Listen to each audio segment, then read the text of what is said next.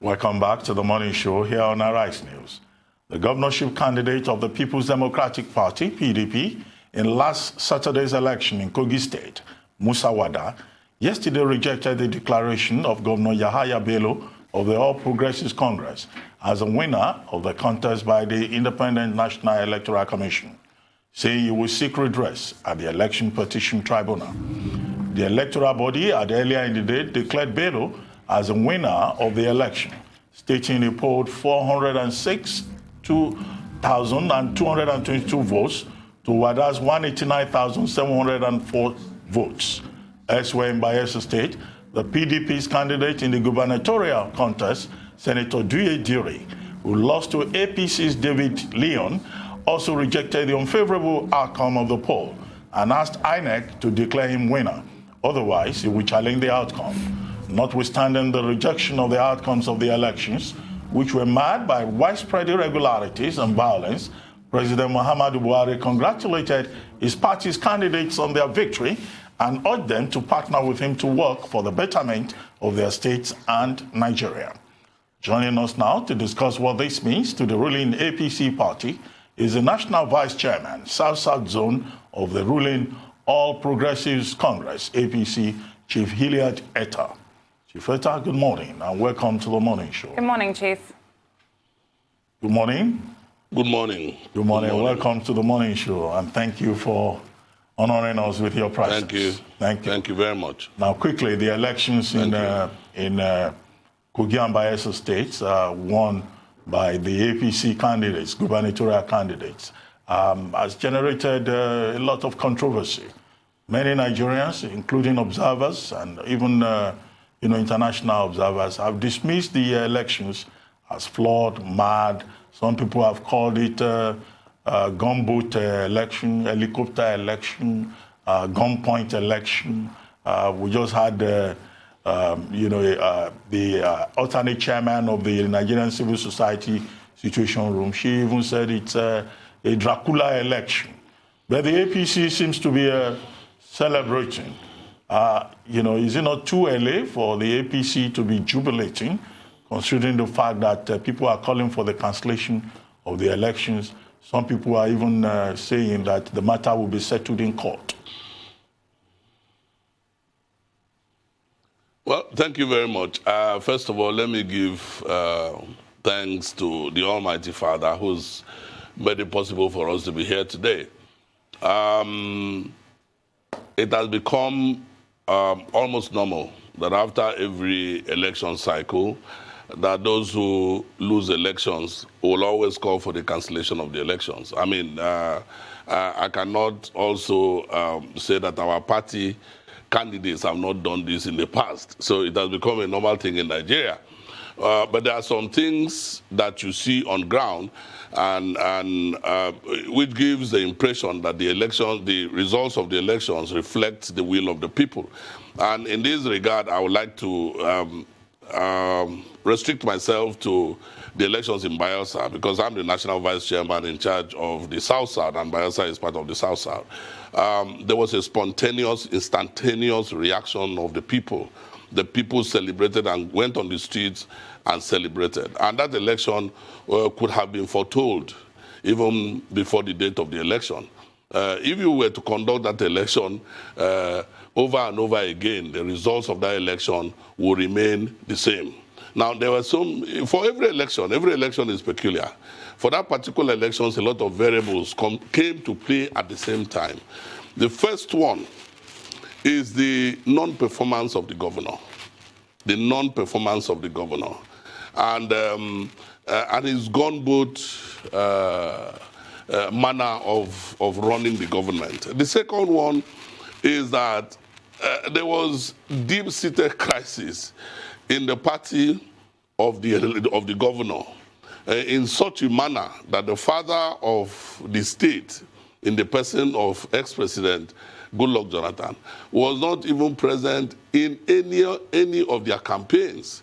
So you could have seen that there was a lot of problems even within the ruling party at that time. And you saw a lot of defections from that ruling party to our party. And so the results of the elections could have been foretold. I'm not saying that there were no instances of Nigerians getting ahead of themselves. But I am telling you that the elections, the results of the elections of Bayelsa is a true reflection of the will of the people of Bayelsa. Now, we can do better. The democracy in Nigeria is work in progress. We can do better than we have done. But I find it very, very ludicrous. Every time the PDP loses election, it is a threat to our democracy. And every time there is an election, they make the president and the commander-in-chief of the armed forces of Nigeria the bearer of all sins, all electoral sins of Nigeria.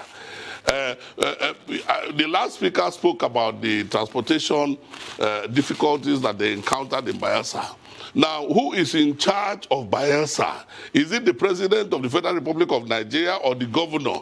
The transportation system within Bayelsa, is it under the purview of the president or the purview of the governor of the state of Bayelsa? So it is very common because this president is very democratic, very liberal. Everybody will come on television, go on social media, and cast aspersions on the office of the president, and make the president the bearer of all sins of Nigerians. Okay, Chief Eta. We have a system. Yeah. Go on, sir. Sorry. Go on. Yeah. Yeah. We have a systematic failure in Nigeria, which encompasses all strata of society, all facets of our lives. Most times I question those who come on television and go on the pages of newspaper and on social media criticizing others, criticizing leaders, whereas they should first of all look at themselves in their homes. When you go to the bank, you meet the man that is at the door of the bank. He needs for you to grease his palm to open the door of the bank for you. Is that because the president is Muhammadu Buhari? So we need a mass of people, not just the president. We need a mass of Nigerians who would say to the system that we have today that enough is enough and that we should have a different system. The president has shown in his conduct, in his personal life, that it is possible for us to have leaders who are not interested in feathering their own nest. But have Nigerians bought into that? Have Nigerians bought into that? So it is very easy for people to come on television, or the president this and the president that. They forget that even when we have governors elected on the platform of other political parties, the president have always done the right thing of congratulating the winners. Okay. When Governor Obiano defeated the candidate of the APC, this same president congratulated Governor Obiano. At that Chief, time, he was a Democrat. If I may come in here, Chief. Now, yes. When we look at the Bayelsa state elections, first of all, you said that from the observations that you have and maybe your party has, correct me if I'm wrong, there was a lot of jubilation after the election results were out. But at the same time, these are elections that were marred by serious violence, widespread violence, lives being lost, ballot box snatching, etc. So jubilation may exist, but at the end of the day, there's still a lot of darkness shadowing over us right now. But I wanted to ask you about something, because what is particularly interesting, if we look at the Bayelsa state elections, is that earlier on in the week leading up to the elections, the APC encountered issues that they didn't expect, which is when it was declared that, or a court order was given out that the APC's gubernatorial vice candidates did not put the right certifications forward, or did not present the right certifications needed. Although the stay of execution was granted, etc., and there was a back and forth with another high court in Bayelsa, this kind of also looked to the people as though it weakened the position of the APC ahead of these elections, adding to the fact that the PDP have held Bayelsa as well since 1999. So are the people to blame? Is the media to blame for not necessarily feeling as though this may be the true reflection of the people? Look, let me tell you, you have made a lot of assertions. You have made a lot of assertions, some that you cannot even prove. Which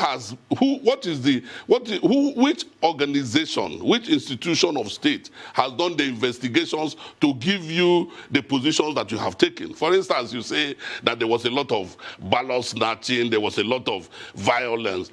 From which report are you getting these facts? There was pre-election violence, there was post-election violence, and the elections were marred by violence that has been condemned by groups. Would you allow me to get my thoughts across? Of course I will, sir, but you said that where did I get it from?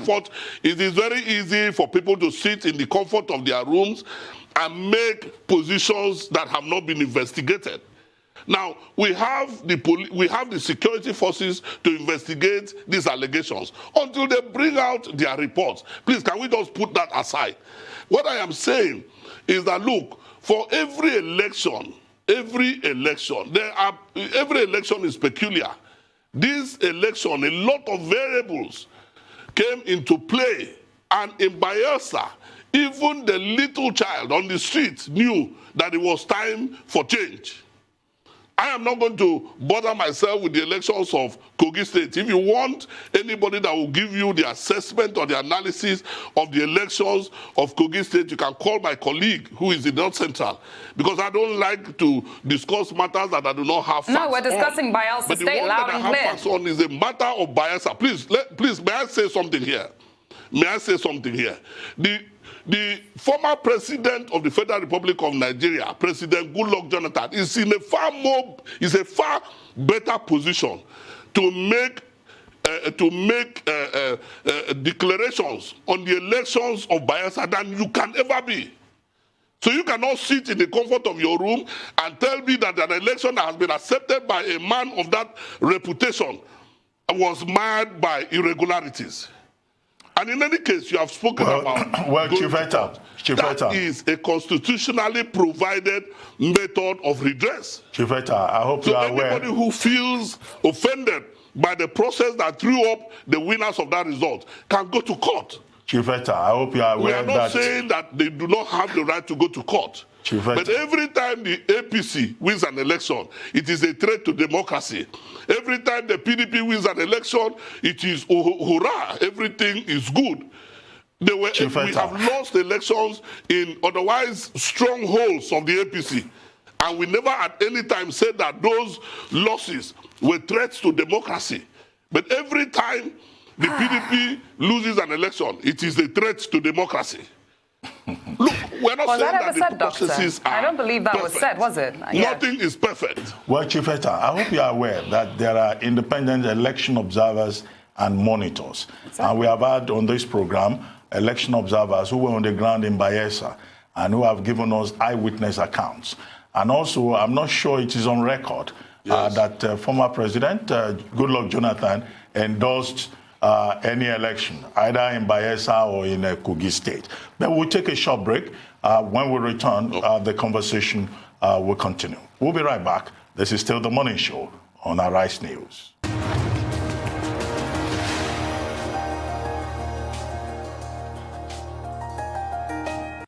You're still watching The Morning Show here on the Arise News channel. And still with us in our Abuja studio is the Vice Chairman, South-South Zone of the ruling All Progressives Congress, APC, Chief Hilliard Eta. Chief, well, before we took that commercial break, I had made two quick points about the role of local and international observers and monitors. And I also pointed out that I'm not aware that President Goodluck Jonathan has so far endorsed anybody in any of the elections on November 16. But let me put this to you. Earlier, you talked about variables. You said that the election in Bayelsa is a reflection of the people's will. So let us assume that, in fact, the Judicial has spoken in that election to call the bluff of the PDP and Seriake Dixon, the governor of Bayelsa State. But I raised the point about, APC being triumphant. And I needed to draw your attention to pre-election issues that have not yet been resolved. You recall that the APC has two issues to still deal with. One, the disqualification of the deputy governorship candidate by Justice Oko. And then, secondly, the ruling of the High Court sitting in Yenagua, also, condemning and nullifying the primaries that produced the APC governorship candidate. These two issues have not yet been determined. Do you, in all honesty, think that what happened in Bayelsa on Saturday will stand on the basis of what we know? And well, these two let issues? me first of all say that you and I are in no position to determine what judicial pronouncements will be made. We have a right to go through the judicial system, even to the apex court of the land. So I will leave that for our lawyers and our legal departments. They will deal with those ones. But let me take, Mr. Orunmuwese, let me take you back to 2015 elections. In Rivers and Akwa Ibom State, still in the South-South, the international observers gave a report that there were no elections in Rivers and Akwa Ibom states. And so we proceeded to court. And at the end of the day, the Supreme Court of Nigeria, the apex court of the land, said to us that there were elections. So you see, I, in all good conscience, cannot say that the pronouncements of observers are what will determine the political environment of Nigeria. Yes, they can say this, and in all truth, sometimes they may be speaking out of their experience. But we have the courts to determine whether there were elections or not. So I will restrict myself to what is available to me. What is available to me is the judicial process in Nigeria. And so if anybody feels offended by the results of the 16th of November elections, he or she has every right to approach these processes and ventilate their positions. So much as I have regards for election observers, they do not determine the elections of our country. So that is what I have to say. And again, when you keep talking about the APC has issues in court, and those issues, every party, the judicial system poses a challenge not just to the APC, not just to the PDP, but to all Nigerians. If it does not pose a challenge to you, Dr. Orunmuwese, I believe that it poses a challenge to a lot of Nigerians. The intervention of the courts in political processes is a challenge that we must face as a people. Is it the court that will give us leaders? Or is it the process that has been enshrined in our constitution, which specifically says that the parties will present candidates for elections? Now, if we do not want that, if the judicial arm of Nigeria do not want that, we can amend our constitution and allow our courts to nominate candidates for elections. So, because for me, it poses a great task to all of us. We must think out how we can proceed in these political processes without the intervention of the courts in such a way that it will make mockery of whatever we are doing in the political process. So I mean, that is my take. Okay, well, thank you for your take. You mentioned something about election observers and the outcome of elections and them determining it, but no one actually said that. It's just that they are civil society servants and their role must be respected. But what are the promises of David Lyon in Bayelsa State now that the elections have been concluded and the APC and this administration is ready to move forward with the next 4 years? What are the promises? What is the agenda? What should we be looking forward to? Okay, thank you very much. I believe that that is the way to go. That is the way forward. Now, what is the situation in Bayelsa? If you have visited Bayelsa, I can put the development of Bayelsa side by side with the kind of resources that over time had come into Bayelsa. You will see a serious gulf in terms of development. Now, what does David Lyon need to do? He must focus his attention on the provision of infrastructure. He must focus his attention on the provision of health facilities and enhance the educational sector of Bayelsa. Because if you focus on the infrastructure and you have a healthy people and you have educated people to take advantage of that infrastructure, it will make for a dynamic movement of development in Bayelsa. So for me, those are the three things. But you know that based on our manifesto as a progressive party, we also have where we must intervene in the lives of the vulnerable, the weak, and the poor. That is why even at the federal level, we have what you call social intervention programs. These must also be done in Bayelsa in line with the manifesto of the All Progressives Congress in such a manner that the poor of Bayelsa will be moved from where they are now to hopefully into the middle class. This is the dream of the progressives within our party. Well, Chief Eta, earlier on you criticized Governor Siriake Dixon, and again you returned to that same subject, talking about gap between revenue and actual performance on the ground. But this is the same governor who is regarded as the talk and do governor, who is regarded as a restoration governor. Do you think you are being fair to him, considering the fact that, look, many of his supporters think that he has put up a superlative performance, particularly in the education sector and with regard to infrastructure? I'm not defending him. I'm just giving you the other side of the coin. Well, Dr. Ruben Abati, Yenogwa and indeed Bayelsa, by air is about 2 hours. When you get to Port Harcourt, you can get to Bayelsa. So, I mean, we are not talking about a jurisdiction that is out of reach. All of us. No, I know Bayelsa quite well. You must know that I know Bayelsa quite well. No. See, we have been going to Bayelsa. We interact with the Bayelsans. We know their pains. So when I say that this governor has not performed, I am saying the minds of the generality of the people of Bayelsa. I am not speaking because I am here to run down a gentleman. No. Maybe his capacity is not enough to bring development to the people of Bayelsa. That is not running him down, but that is the fact on the ground. Most part of even Yenogwa is in perpetual darkness.